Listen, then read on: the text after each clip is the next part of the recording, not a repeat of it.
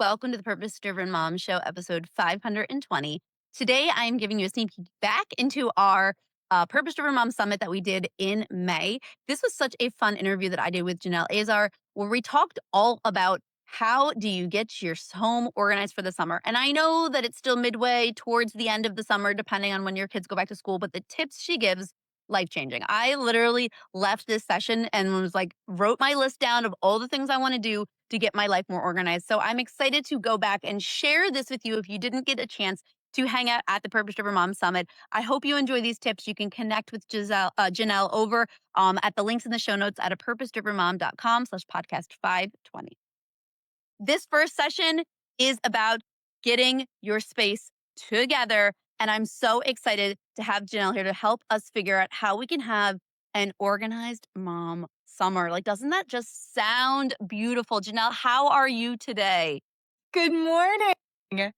I am so happy you are here. Personally, I feel like every time I pick topics and speakers for the summit, I'm like, yes, I need this. Like, I desperately need this, and I cannot wait to learn from you. So, for anyone who is not connected with you before, can you just tell us a little bit about you and your family? Yeah, absolutely. My name is Janelle Azar. I am a professional organizer, and I have been doing this for 8+ years now. And I've been helping hundreds of families, specifically moms with their kids. And I'm based in the Metro Detroit area. Awesome. What drew you to this organizing world? Because it's like some of us, maybe, I don't know, are you naturally organized? Were you helping other people? I'd love to hear what made you say, like, this is how I'm going to help impact moms. Yeah, you know what? It's a complicated, like, roundabout way, but the basic part of it, I am naturally organized. I do love that aspect. I spent 20 years in retail and I love working with people. I love making things look pretty and just being able to help people navigate transitions that happen in their lives, whether it be kiddos going through school or moves or whatever that may look like. And I've really enjoyed every aspect and I've learned so much along the way. And I can't wait to share today with you guys as well. I know. I feel like so our approach today, I think we're going to kind of go like maybe a little bit room to room and help moms figure out how they can feel more organized this summer. Because I don't know. And in the chat, let me know too, like the stuff. And I said this the other day, we have a pool. So it's like the pool stuff and then the sports stuff. And then we're going to the beach stuff. And it just exists in all the places. It's so overwhelming, right? It is so much. I feel like summer has extra stuff. Do you agree? Like, why is it that way? Yeah, I do feel like summer has extra stuff. And I feel like part of it is because we're in constant motion and movement throughout the summer. And especially for things that are coming into and out of the home, there's always so many different activities that happen this time of year. Even though the kids are out of school, there's still a lot of moving pieces and things that are happening. I think because a lot of things like school lets out and we have this romanticized idea of what summer should look like. Lazy days, sleeping in, total freedom. But reality sets in and, kids start to fight more or have some meltdowns or they're like, Mom, I'm bored. Like, what's next? What are we doing? So it's really important to try and have some predictable things still in place and have some of those routines going. I like to think of it more of like rhythm versus routine. I think kind of changing the idea around what that language sounds like. It doesn't have to be so rigid in the summer. I want to talk about some spaces in our home because I Okay. feel like a lot of us have these drop spaces. Like as soon as we come in, I would love to like walk through a house a little bit and be like, how can we give some tips for different areas?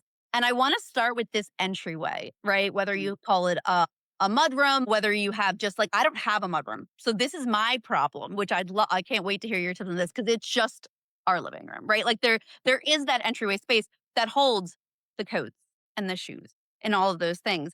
Why do you feel like that is such an important place that we focus on this summer and totally like all year round? I think this is important and I can totally relate to where you're coming from. Not only do I not have a mudroom or an entryway point as well, I also have a lot of clients that don't have that experience and they come in through a front door. I think this is an important space because it's, again, the entry and exit point. So you're constantly coming in and out of here and it sets the tone for your entire day. Whether you're rushed in the morning and you can't find what you need, or if you're coming home from work or coming home from activities and it's chaos, it truly affects how you think about the rest of your day, how you talk to your kids, how you unwind. So when I think about the entry point, I'm thinking about how can you protect your peace of mind as you're coming into or out of your home. And when you don't have a functional system at the beginning or an exit point of your home, clutter keeps moving, it keeps flowing into your home and it migrates. So things wander around backpacks, shoes, permission slips, beach bags, all of that stuff. And I think going back to what I said earlier, kids are constantly in and out of that space. So I really feel like this is a good space to create some launch pad. And if you don't necessarily have a good designated space or a lot of space to work with, you can do some very simple things. Something as simple as some command hooks or hooks on the wall. Hooks are always going to be something that are great for kids because anything that's overcomplicated, kids are not going to follow or want to do. So make it very simple. A small shoe tray on the floor, thinking about what that looks like to collect some shoes as soon as they're coming in. Maybe a single basket to collect pool bags or any kind of bag for like summer camps or daily activities. Just dedicating some small space within that area that is your entry point. And I also think to really think about the categories that you need to have near the entry and exit point for yourself and for your family. Because sometimes there are things that you don't need there that are already residing there, or there are things that you need to put there that are somehow traveling to other areas and getting lost. Okay, can we talk about that category piece? Because I think that's really important. Because I find that stuff is just sometimes everywhere. We tell our kids like clean your room, but if they don't have a place to put their cars or their Legos, then like they don't know how to clean their room because there isn't a designated space. And that like always stood out to me. And I realize that sometimes that happens because it just overflows. How can we figure out like what these categories are and how do we get started with creating them? Because I think this is a really good one for the summer is creating spaces and categories of like, this is where these things are. But when we're so overwhelmed with the amount of stuff everywhere, how do we get started with like making that type of system in our home? One of the first things that you should look at is what's already currently residing there. What are some of the natural tendencies of things that get dropped by the front door? What are the things that you need on a regular day-to-day basis? Like just creating like a bullet point list of these are the things that I see or that I need or that my kids need and seeing what those things are. So I think that's a good starting point. When it's stuff is everywhere and we don't know like where to put it, how do we just get started with making that system? I think the other part of that is I'm a big believer in everything should have a home within your home. When things have a space, people know what to expect and where to find the things. And when there's not that structure or ability to put something away where it belongs or find it when you need it, that's when the chaos starts to ensue. So, really, in incorporating that into your space and making sure that you have designated homes for things. And then also, it's about explaining the system to everybody. If you create a system that works for you based on how you organize, that is very different from the other people that are living in your home. It's very different from your kids or your spouse or your partner. So it's also about having that conversation. And I think that's a big key when we talk about anything that it comes to organization, routines, there's got to be communication that comes along with that. And also the inspect what you expect. You were talking about clean your room. That's super vague. We need to be very specific about what we are telling our kids. Yeah, and I wanted to ask that because I see a question in the chat too, but like I have the thing, but my kids don't use it. So can we dig into that a little bit? I love this, like, because I always joke, like, I'll be like, all right, mom says we're doing all the family meeting and I change stuff. And then they're like, what are you talking about? Or like, there's no follow through with it. So I wonder, like, how can we get our family to use the systems? Yes, it's like talking, but talk a little bit more about that inspect piece, because I think that's something that falls off sometimes. We make these things and we're not always checking in. So could you tell us more about how to do that? Yeah, that's absolutely so true. A lot of times when I talk with parents and we're talking about like the things that they've set up already or the routines that they have, they're talking about how, well, we set these things up, but nobody's coming to the table. Nobody's Yeah. taking part in it. I always like to say, keep it very low friction, keep it very easy to understand. The more you complicate a system and make it, lids on things or stacked, 20 bins high and they have to get to something at the bottom. Or if they have to, again, going back to the hanger example, if they have to hang something on a hanger for it to be put back into the system correctly, that's going to be very tough for kids. We want something that's very easy to understand and for them to do. It needs to be at kid level too. So, you need to think about your audience, like kids that are, in preschool or that 5 to 10 age. Let's make it very, very simple. That's very different than dealing with kids that are over 11 years old or teenagers. And then going back to practicing that routine. I mean, just like anybody, it takes time to develop these habits. So I always encourage to, walk through the system and again, back to the inspect what you would expect and setting the example. Like you're supposed to be doing this too. So you need to show them what this looks like and be part of the routine with them. It's going to take some time. It's going to take some muscle memory. These growing pains eventually start to produce the routine and you do start to get there. But there's also the aspect that sometimes you do have to adjust. And if things aren't working, you need to look at that and consider, okay, what's broken here? Where is the step missing? What are they not connecting? I'll give you an example that I thought of this morning. Also thinking about natural tendencies. Where do things naturally happen? In the shower, my husband likes to put his razor on the shelf in the shower. And I have this beautiful little container where you could put the razor and hang it up and it just sits there and you can grab it. And he never puts it away ever. And it drives me absolutely crazy. But his natural tendency is not to put it away. It's to put it on this shelf in the shower. So I have to adjust my expectation that that's where it's naturally going to lie. So what can I do to create some organization or some containment around that so I don't have to clean that ledge of the shower every It two, that's 3 days? that's so smart to think about. I always talk to people about how decluttering and organizing are 2 different things, right? Mhm. Like, they're not the same thing, but a lot of times we think, "Well, if I'm gonna do it, I have to have the pretty containers," and we buy these things and we try to get our lives organized without this step. Like, and this is something when I say we, like, I'm pointing my hand at myself too. Like, I'll say, "Oh, I wanna do this thing," but I don't ever take the time to pause and ask, like, "What's the natural flow of this?" Like, where do my kids throw their shoes normally? Where are the lunch bags going? Like, what is the natural flow? And creating a system around that instead of, square peg, round hole, Mean Girls reference, like trying to make fetch happen. I just like that was my light bulb this morning of like, I'm making it so much harder on myself because I'm not just pausing and being observant. Do you find like this is a common thing people do? 100%. I do think that when we are organizing, we're not considering everybody's tendencies and we're not considering how everybody looks at organization because it is vastly different in households. I am constantly negotiating between, the spouses and partners and kids and trying to find a happy medium. And it can be challenging, but it is super helpful when you start to think about the natural tendencies of people and try and make that the focus of your organization. And I want to go back to what you said about the decluttering and the pretty bins because I say this is one of the number one mistakes that I see people make when they're organizing a space. They want to get to the fun part, which is always getting the bins and the pretty stuff and making it feel organized. And you feel more organized when you buy these things. But that's not what's going to get you there. It is actually going through the process of decluttering, editing, and letting go. Yeah. Oh, I love that. All right. Actually, well, let's pause and get to Amy's question because as I walk through my house, I have this same issue. Now we have this puppy who has decided he likes socks too. So now we're getting better at putting things away. But this is such a common thing. Like, again, thinking the summer, like socks and shoes everywhere.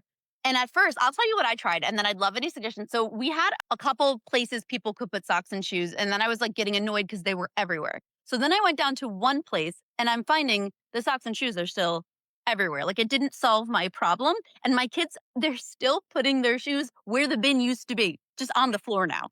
Like they were so bought into like that's where my shoes just go. So they keep speaking of natural tendencies. So what do we do with something like this where we're trying to retrain this behavior of like, you can't have your stuff everywhere? And I think depending on your kid's age, this is different, but also all kids need like, like we have common spaces versus your room is what we say. If it's a common space, like you have to put your stuff away.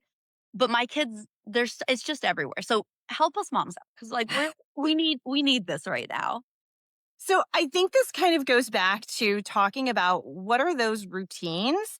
Again, not feeling overly rigid, not constantly nagging about things. So, what are the expectations? What are some different things that you can set up? And this is where I think that coming into the space of what are the things that we need to do on a daily basis or a regular basis to have some structure with our kids? And again, like what are those things and making them very specific and talking about what those are. So, socks, I don't know what it is with kids and socks. They're everywhere. They're under the sofa when I move a sofa. I'm in the rafter. Like I can find socks in every single square foot of a house with kids. So I do think that that's part of that routine and chore that we want to talk about with kids and having that be something that is on a regular basis, whatever that may be for you. If that's your pain point where you're constantly finding things like that throughout the home, let's show some accountability on a regular basis, on a daily basis with these types of things and incorporate them into your routine. So if kids are getting up every morning and doing some basic things like brushing teeth, making your bed, getting dressed, like go find all the socks in the living room right now. Yeah. Yeah, I think it is such a pain point for me. Like I feel like my kids just put socks everywhere. So as I think about the summer, I'm like, this is a routine I need to add in because I realize as you're saying it, like, I just haven't enforced it enough, right? I've, like, nagged about it and been like, "Picked up your socks," but I haven't created a system, so I love this. Alright, speaking of pain points, we're walking through the home. Can we talk flat surfaces? Because they just take up the paper and everywhere. It's summer, kids are home. My kids are crafters, they're builders. We've got the Legos and the actually, yesterday was Memorial Day, and it was rainy here, so my kids decided to have a Memorial Day party for their stuffed animals. But because of the dog, we can't keep stuff like out. So they closed the door and they did it in my office. It was cute and I loved it and it was creative. But I was like, why is there so much stuff in my space? Right. So I would love to talk about any tips we can give the moms on the flat surfaces that collect all the things and how we can create some good systems around that too. I like to call this surface abuse. That's really that's really what it is because I tell you what, sometimes flat surface they're the first to go because they're clear, they're easy, you can drop and go. Again, I like to go back to setting up the expectation of what that looks like. And what does that mean? Because I think when it comes to organization, one thing that I really want to emphasize with people is this is not about having a Pinterest perfect home. Real people live in your home. People are doing daily activities. People always ask me, "You're an organizer. Your house must be so perfect." I know. We really live here. There are things that happen throughout here. I think the one thing that I will continue to go back to is does everything have a designated home? I think that's really important to think about. I can't tell you how many times that I've run into the situation where there's not necessarily a storage piece for something or there's not a way to contain something. So it lives everywhere. It heads off in every direction. So one of the things I would definitely suggest is what are you missing? What is falling onto these counters? Because usually what that means is it may not have a designated home. And if it does have a designated home, what are your reset routines look like? Do you have something that is a regular basic reset that you do on a daily basis, a weekly basis? And it doesn't have to be anything big. It could be as simple as 5-minute reset and everybody jumps in and helps out. It could be once a day, it could be once every other day, it could be on the weekends. You can make it look like whatever you want it to look like and whatever works for you. Yeah, I like that. Does everything have a home?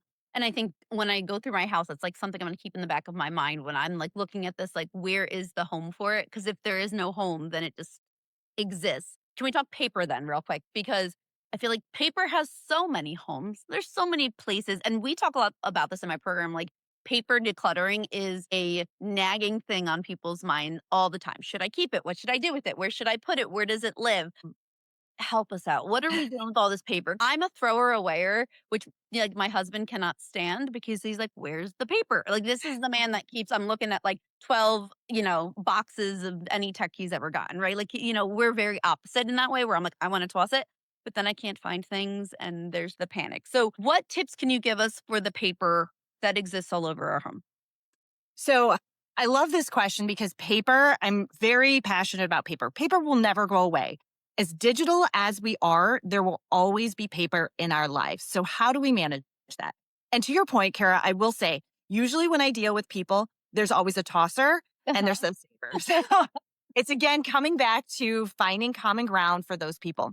So, when it comes to paper, I would ask you, are these things that you want to digitize? How do you want your system set up? Do you need the physical paper or do you want it to be more digital so you have access to it a different way? So, first of all, I would want to know that when we're talking about paper. Let's focus on physical paper though, because that's usually what we're dealing with as it comes into the home. Again, what kind of systems do we have in place? One of my favorite methods that I have is the Sunday basket. I don't know if you're familiar with that, but just for anybody who's not, it's a great place where you can have one bin or basket where your paper collects throughout the week. And then at the designated time during the week, you go through and you address the things that are in there. So it gives it a spot, it gives it a home where you can find everything. And then you don't necessarily need to deal with everything at that specific moment, because I will tell you, our attention spans are grabbed in every direction every minute of the day. You can set it aside for a designated time and you're guaranteed to find the things in one location. So instead of tossing them or them getting lost, it's coming to one spot.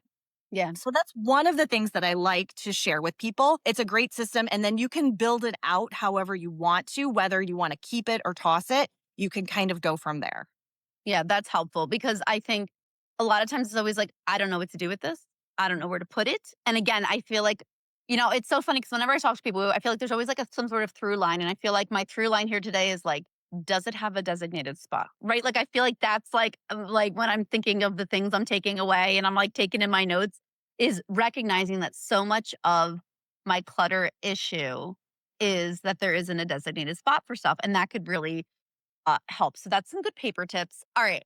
We have one more major drop zone, if you will, that we need to cover, and it's the kitchen, right? The kitchen is in almost every home, probably the main space people exist in. And depending on your kid's schedule, like it's snacks and food and running and what, and just there's so much there that I think it can feel really overwhelming. So I'd love to give the moms some advice on how they can keep their kitchens functional without it feeling like everything's all over and it's just like an open store and all those kind of things that tend to happen in the summer. So I would say the one thing with kitchens is wherever your main section of food is, whether it be a pantry or a big cabinet, let's kind of direct children away from that area. We want them to be in a separate area when it comes to their snacks. So giving them a physical zone that is identified as where they go for their snacks. I would say that's one way first and foremost to kind of separate out a specific space and give them a designated zone, whether it be for things like smaller kids like just, cups and like little plates and, small snacks, up to kids that are teens who can prepare meals and kind of do things on their own. Creating a zone specifically for them where if things kind of get a little messy or out of whack, you know that this is their space that they need to maintain and take care of. No, I like that. Because I was telling my kids today, I think I just went and got snacks and they were done. And then they're fighting over there's only six in a pack and I had this many and I had this many. And I was like, I'm gonna lose my mind this summer with snack auditing. And so one of the things I was like, maybe I'm just gonna I don't like to micromanage their food, but at the same time, my wallet says we cannot run through all the snacks like on day one. So I kind of am thinking about what you're saying about this idea of like their summer snack area of like, eat it and you're done, dude. Like, here's your Yeah. food. Like, learn how to Yeah. ration. I don't know what to tell you. Absolutely. I have a mom client of mine who has three kiddos. They're all very similar in age, and they each have their own designated snack bin to help them like choose what they want to put in there. And then again, back to the conversation, what does that look like when you're talking to your kids? Hey, listen, this is what you get. This is what you get for the day, for the week, for whatever. You can choose how you want to eat it. If you eat everything before 9 a.m. and this is all you get for the day, I mean, that's on you. Yeah. So giving them, putting some of that responsibility back on them a little bit and also incorporating them into what goes into those bins so they can really understand what that looks like, putting some limits on it, putting some boundaries on it, because there's nothing worse when you go into the kitchen and you just went to the grocery store and all the snacks are gone. Yes, this was I had this thought this morning because my son is a little picky, so he just found, like, a granola bar he likes. He was, like, at a friend's house, and I was like, "I'll buy any" honestly, if he likes anything, I'm like, "I will buy it." And he has literally ate almost the entire 10-pack in, like, 2 days, and I was like, "Oh my god," and because of course, they're, like, fancy gluten-free. I'm like, "Ah, you can't do this." But one of the things I did once, and I don't know why I got off the routine, was I gave them a snack budget and, like, gave them money, and we went to Aldi, and I said, "This you have $10 to buy your and these are yours," and things like that. So I think I might get back to that in the summer and, like, really include them, like, fruits and veg, like, go ham, whatever, but all these, like, other ones, and then going off that, I just had this other idea of we have a lot of kids, in and out the house, right? We got a bunch of kids in the neighborhood. Our house tends to we have a pool, so it tends to be that. I'm thinking I need a designated space for guest snacks, right? I'm feeling so inspired this morning because 'cause I'm like, "This is gonna solve a few of my problems, I think." Yeah, I love the idea because that's really important to think about too. If you're the house that kids are coming to, obviously you're going to have snacks for the kids. Kids are going to get hungry. You're going to want to have something to provide to them. One of the things I set up with one of my clients is we have like a specific tray where they put out like, all those bagged little snacks and Mhm. kids could just grab and go throughout the day. And it's near their pool area and it's really easy to access. And the kids know that's where they can go to grab what they want. So I think that's really smart to bring that up, Kara. Yeah, thanks. Was like I always say, like, some it is also for me because I have all of I'm a mom like everybody else, right? I have 3 kids home, and I'm trying to, like, figure out how to make it happen. Okay. I'm trying to think if we have touched on did there any big things summer-wise that we haven't touched on that we wanna make sure I feel like we covered so much. I think the one thing that I would touch on is screen time. Yes, please. I think there's something coming up Yeah. later in the summit about that as Yep. well. But I will say this kind of also goes back to helping establish those routines that we've been talking about.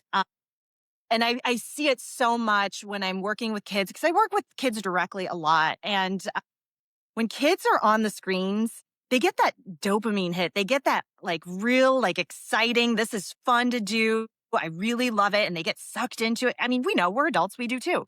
So for them to transition out of that into daily chores, daily activities, that is a struggle. And I see it all the time. So I really like to talk about routines before screens and what that Please. looks like for kids, because I do think that that's important because screens are just constantly in our lives.